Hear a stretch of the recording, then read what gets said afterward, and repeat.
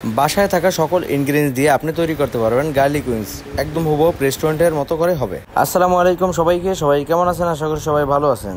তো আজকে garlic wings তৈরি করব, কি কি ইনগ্রিডিয়েন্টস দেই এবং কতটুকু দেই, সাথেই থাকুন, ভিডিওটি সম্পূর্ণ দেখুন। তো আমি এখানে 1 কেজি পরিমাণের চিকেন উইংস নিয়ে নিলাম। তারপর উইংসটাকে আমি 2 ভাগ করে নিচের অংশটার মাঝখান দিয়ে ফেরে নিব। অবশেষে আমার চিকেনগুলো কাটা হয়ে গেছে, দেখতেই পাচ্ছেন কত সুন্দর হয়েছে। এখন হচ্ছে আমি এগুলোকে পরিষ্কার করব এবং ধুয়ে নেব। আমার ধোয়া শেষ হয়ে গেছে, এখন হচ্ছে আমি ম্যারিনেট করব। তো ম্যারিনেট করার জন্য আমি এখানে 1 টেবিল চামচ পরিমাণের সয়া সস নিয়ে নিলাম। এরপরে হচ্ছে আমি ওয়েস্টার সস নিয়ে নিলাম 1 টেবিল চামচ পরিমাণের। এখন আমি ভেজিটেবল অয়েল দিয়ে দিব 50 গ্রামের মতন। এখন আমি লবণ দিয়ে দিব অল্প পরিমাণে, কারণ আমি সয়া সস ব্যবহার করছি এবং ওয়েস্টার সস দুটোতেই হালকা পরিমাণে লবণ আছে। তো সেই জন্য আমাকে কম করে লবণ ব্যবহার করতে হবে। আপনারা আপনাদের পরিমাণ মতো লবণ ব্যবহার করবেন। এখন আমি কর্নফ্লাওয়ার দিয়ে দিব। এখানে আমি অল্প পরিমাণে প্রায় 20 গ্রামের মতো হবে। তো কর্নফ্লাওয়ার দিয়ে দিলাম। তো এখন হচ্ছে আমি মিক্স করব। কর্নফ্লাওয়ার দেওয়ার পরে ভালো করে মিক্স করবেন। এখন আমি হোয়াইট পেপার দিয়ে দিলাম 5 গ্রামের মতন। তো আমি এখন ভালো করে মিক্স করব। মিক্স করা হয়ে গেলে এরপর হচ্ছে আমি রেখে দিব প্রায় আধা ঘন্টার জন্য। আমি এখন একটা টমেটোকে ছোট কিউব করে কেটে নিব। আমি এখন মাঝখানের অংশটা বিচি সহ ফেলে দিব। তো আমার টমেটোটি কাটা হয়ে গেছে। এখন হচ্ছে আমি ক্যাপসিকাম কেটে নিব।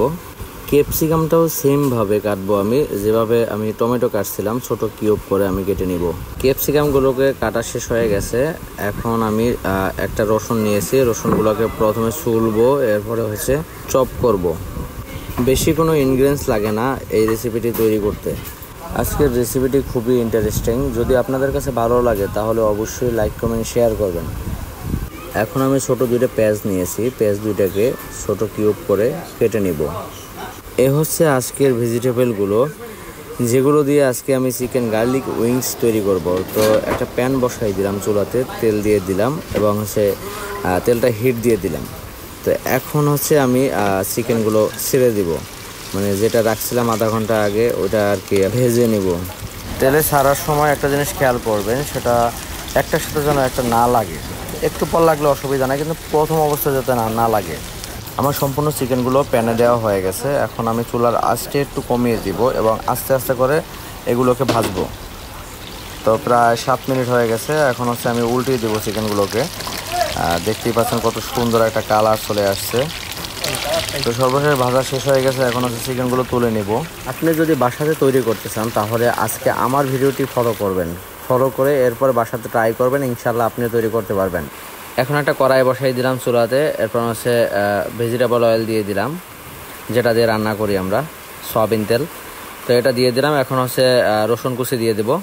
রসুন কুচিটা আমি একটু বেশি পরিমাণে দিয়েছি, কারণ আমার রসুনের ফ্লেভারটা অনেক ভালো লাগে সেই জন্য। ঠিক আছে, তো আপনার সাইড একটু কমাইও দিতে পারেন, অসুবিধা নেই। তো এটা যখন একটু কালারফুল হবে তখন হচ্ছে সিজওয়ান সসটা আমি 1 চামচের মতো দিয়ে দিব। সিজওয়ান সসের ভিডিওটি দেওয়া আছে, আপনারা দেখে নেবেন।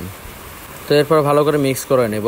যখন ভালোভাবে মিক্স হয়ে যাবে এরপর হচ্ছে আমি চিকেনগুলো দিয়ে দিব। এখন সামান্য পরিমাণে আমি অল্প একটু চিলি সস দিয়ে দিচ্ছি। আপনারা চাইলে এটা স্কিপ করতে পারেন, অসুবিধা নেই। আমি চিলি সস দিয়ে করি, সেই জন্য দিয়ে দিলাম। তো এখন আমি ক্যাপসিকাম কিউব করে রাখছিলাম সেটা দিয়ে দেব। এরপরে টমেটো দিয়ে দেব, এরপরে পেঁয়াজ কুচি দিয়ে দিব। সম্পূর্ণ ভেজিটেবলগুলো এখন দিয়ে তারপরে হচ্ছে আমি এগুলোকে মিক্স করব। এখন হালকা পরিমাণে আমি ইন্ডিয়ান মশলা দিয়ে দিব আর একটু পরিমাণে চিকেন পাউডার দিয়ে দিব। আপনারা দেখতেই পাচ্ছেন কতটুকু দিছি, একদম সামান্য। এখন একটু ভালো করে মিক্স করে নিব। সর্বশেষ আমার গার্লিক উইংস রেডি। তো এখন হচ্ছে আমি তুলে নেব একটা প্লেটে। দেখতেই পাচ্ছেন কত সুন্দর হয়েছে, একদম লোভনীয়। আর হচ্ছে একদম সফট। চিকেনগুলো মুখে দেওয়ার সাথে সাথে গলে যায়, এতটাই সফট হয়েছে। তো আমি মানে টেস্ট করে দেখছি, ওটা স্কিপ করছি ভিডিওটা, ওটা আপনাদের দেখাই নাই। যারা শেষ পর্যন্ত ভিডিওটি দেখছেন তাদেরকে অসংখ্য ধন্যবাদ। আমার ভিডিওটি যদি ভালো লাগে তাহলে অবশ্যই লাইক কমেন্ট শেয়ার করে পাশে থাকবেন। সবাই ভালো থাকবেন, সুস্থ থাকবেন। আসসালামু আলাইকুম।